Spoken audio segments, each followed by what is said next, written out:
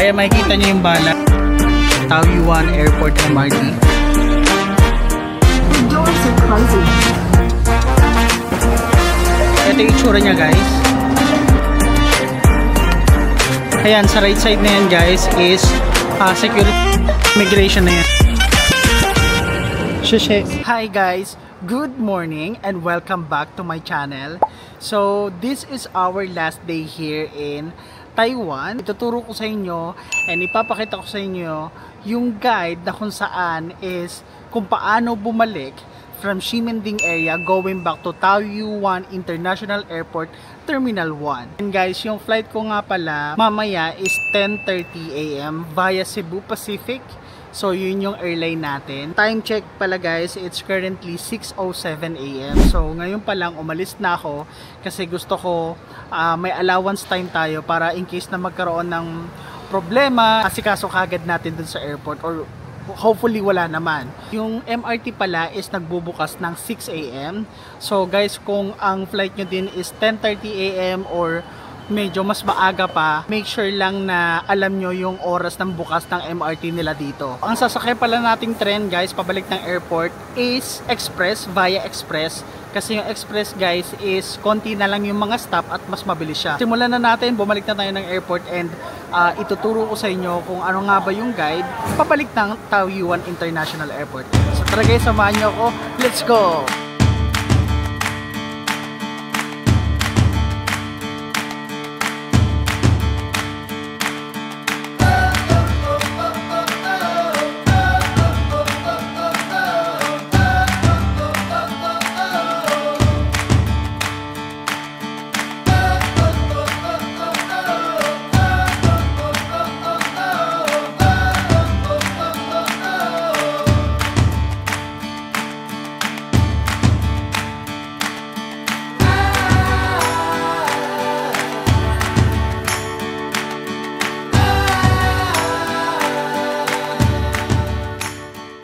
Ayun guys, kailangan pala natin mag-load ng EC card kasi kulang na yung balance natin doon sa EC card ang papunta sa airport 160 NTD.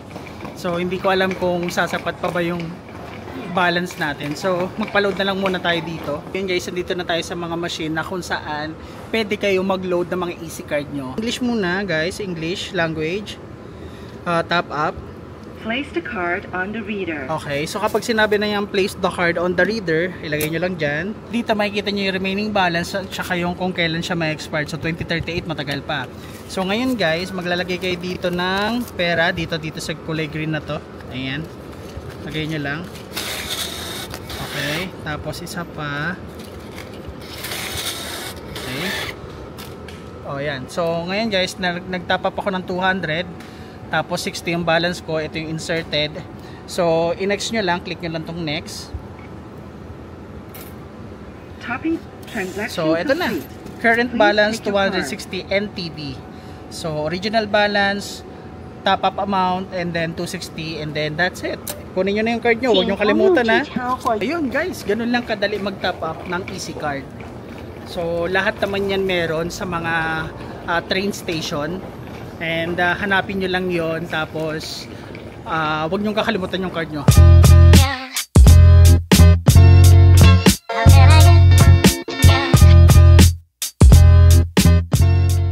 So ngayon guys, pupunta na tayo sa green line, yung Songshan Xinjiang line. So ito yung itsura nya guys para makita nyo. Ito guys yung green line, Songshan Xinjiang line. So baba lang kayo. Tara, baba na tayo guys. So ayan guys, pinapakita ko sa inyo step by step. Pagka green line, isang stop lang, bababa kayo sa Beimen Station.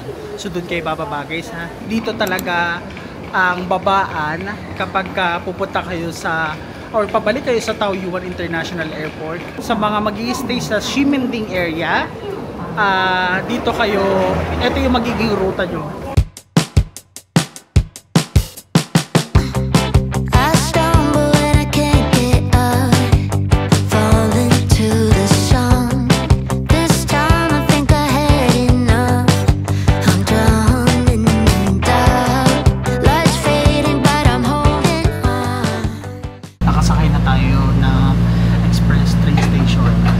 usually 4 stops lang, tapos nandun na tayo sa airport. So ganun lang siya kabilis.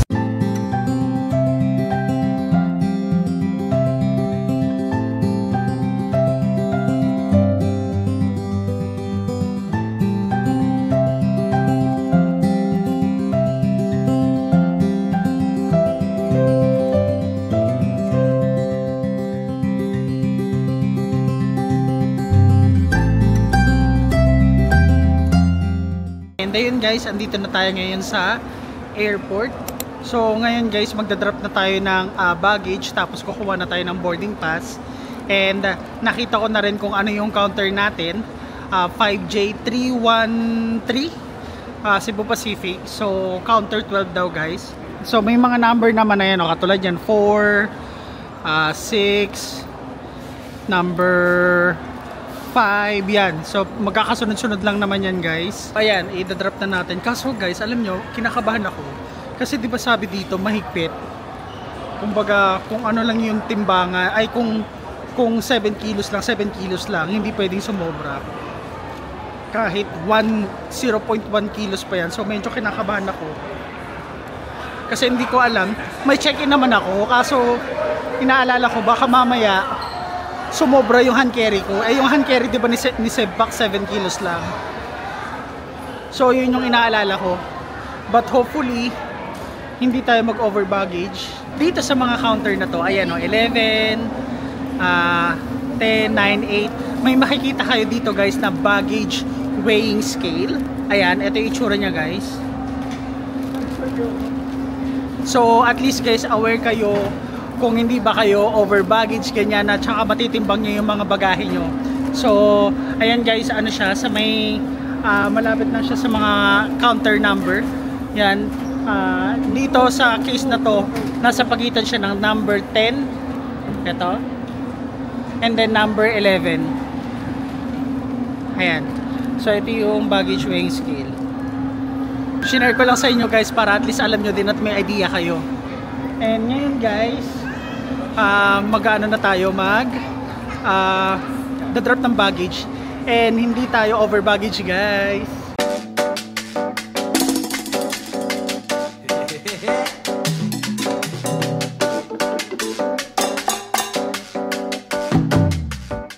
Ayun guys, nakapag-check-in na tayo ng luggage, and since 20 kilos yung luggage natin and 9 kilos lang yung timbang ng bagahe natin, so okay na. And then guys, nagtataka ko, 'di ba? Dalawa yung ano ko, yung hand carry ko. Etong isang backpack tsaka isang ano ba tawag dito? Pasalubong. So hindi na niya pinatimbang. Hindi niya na, kasi 'di ba usually or minsan tinitimbang nila, 'di ba? Kung gaano kabigat yung hand carry mo, ganyan. Pero sa akin hindi na. So ayun, gusto ko lang naman i-share sa inyo guys para, 'di ba? May idea kayo, but hindi ko siya sinasuggest kasi mahirap na. Baka mamaya timbangin yung mga hand carry nyo, like yung mga backpack, yung mga sling bag, yung ganito. Tapos nag-over baggage kayo, lumagpas kayo sa 7 kilos. So hindi ko siya sinasuggest guys.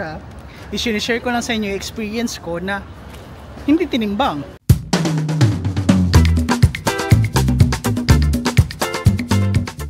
Guys, dadaan na tayo ng security check.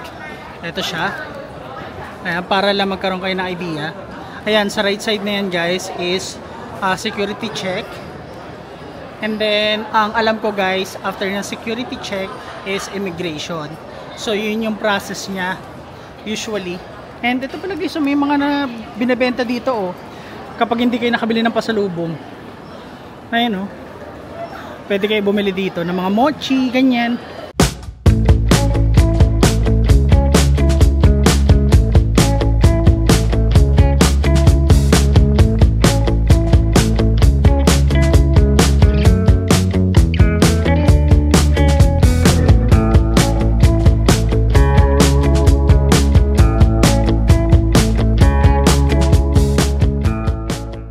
So ayun guys, boarding na namin dito. Time check guys is 9:24.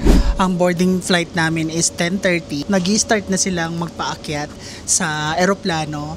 So ayun guys, i-update ko na lang ulit kayo kapag nasa Manila na tayo. And ayun, yun lang naman yung process guys, mula sa Ximending papunta dito sa Taoyuan International Airport, mula sa immigration at saka yung mga security check, yan. So pinakita ko sa inyo in detailed, step by step, kung ano ba yung process mula sa Ximending area, kung ang accommodation nyo is nasa Ximending din.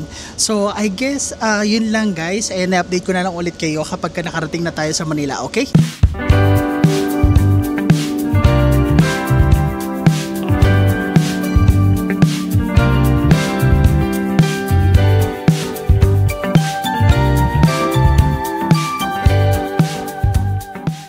Ayun guys, another update lang. So, 'di ba si Sepak guys, nagpapalaro sila in flight. So, magtatanong sila ng mga set of questions. Tapos kapag nasagot nyo ng tama, is mapapanalunan nyo yung mga mini prizes lang, yung mga mini bag. So, ito guys, nanalo ako. Dahil competitive person tayo. So, nanalo tayo guys. Ang napanalunan natin is ito. So, etong bag niya, ayan. And then etong sticker din. So ayan yung napanalunan natin guys. So actually first time kong manalo dito. Well, hindi ko naman talaga kailangan, pero syempre lang for the experience lang guys, na ano kaya yung feeling naman na manalo sa mini prizes nila, yung sa mga set of questions nila during in-flight. So ayun guys, in-update ko lang kayo. And we're back here at NAIA Terminal 3. So that's our 8-day trip in Taiwan, and I hope na may natutunan kayo sa ating trip na to. And guys, don't forget to subscribe kasi mas matindi yung mga susunod nating videos. So yun lang, bye! See you on the next vlog.